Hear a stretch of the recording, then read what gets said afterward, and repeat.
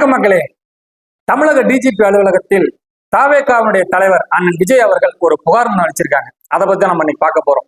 ஆமாங்க, மறைந்த முன்னாள் குடியரசுத் தலைவர் டாக்டர் APJ அப்துல் கலாம் அவர்களுடைய உதவியாளராக இருந்த ஐயா பொன்ராஜ் அவர்கள் மீதுதான் அந்த புகார் செலுத்தப்பட்டிருக்கு. என்ன பேசிட்டார் அப்படின்னு பார்த்தா, தாவேகாவினுடைய பெண் நிர்வாகிகளை மிகவும் கேவலமாக ஒரு கொச்சையாக பேசிவிட்டார், அவர் தரைக்குறைவாக பேசிட்டார்னு சொல்லி அந்த கட்சியினுடைய தலைவர் அண்ணன் விஜய் அவர்கள் இன்று நேரிலே சென்று புகார் மனு ஒண்ணு டிஜிபி அலுவலகத்தில் அளிச்சிருக்கிறாங்க. இதை நம்ம பார்க்கறதுக்கு முன்னால பொதுவா பெண்களை யார் இழிவாக பேசினாலும், பெண் சமூகத்தை யாரெல்லாம் ரொம்ப தரைக்குறைவாக கேவலமாக பேசினாலும் அது கண்டனத்துக்குரியது, மாற்று கருத்தே இல்லை.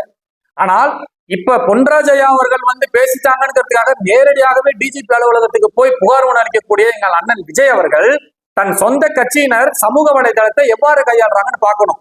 தாவேகாவினருடைய சமூக வலைதள பக்கங்களை எல்லாத்தையும் பார்த்தோம்னு சொன்னால், மாற்று கட்சியை சார்ந்த பெண்களை, அவர்கள் குடும்பத்தில் இருக்கக்கூடிய பெண் பிள்ளைகளை மிகவும் கீழ்த்தரமாக அருவருக்கத்தக்க வகையில பேசிக்கிட்டு இருக்கிறாங்க. எடுத்துக்காட்டுக்கு சொன்னா, நாம் தமிழர் கட்சியில உள்ள மகளிர் பாசறை பொறுப்பாளர்கள், அவங்க வீட்டு பெண்மணிகள், குழந்தைகளை அவளை கேவலமா பேசுறாங்க.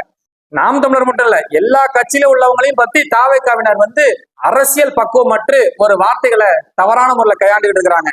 அதனால தன் சொந்த கட்சி உறவுகளுக்கு, நண்பர்களுக்கு, சகோதரர்களுக்கு அண்ணன் விஜய் அவர்கள் ஒரு ஒரு வரைமுறையை நம்ம அவருக்கு கடைபிடிச்சு கொடுக்கணும், அரசியலை சொல்லி தரணும். அதுதான் அண்ணன் விஜய் அவர்கள் செஞ்சிருக்கணும். குறைந்தபட்சம் ஒரு அறிக்கையை கொடுத்து தன் கட்சி உறவுகள்கிட்ட, தாவேகாவினுடைய சொந்தங்கள் அனைவருக்கும் ஒரு அன்பான வேண்டுகோள், சமூக வலைதளத்தை கவனமாக கையாளணும், தரைக்குறைவா பேசக்கூடாதுன்னு சொல்லி தன் சொந்த கட்சி பிள்ளைகளுக்கு அண்ணன் விஜய் அவர்கள் ஒரு உத்தரவு போட்டிருக்கணும்ல.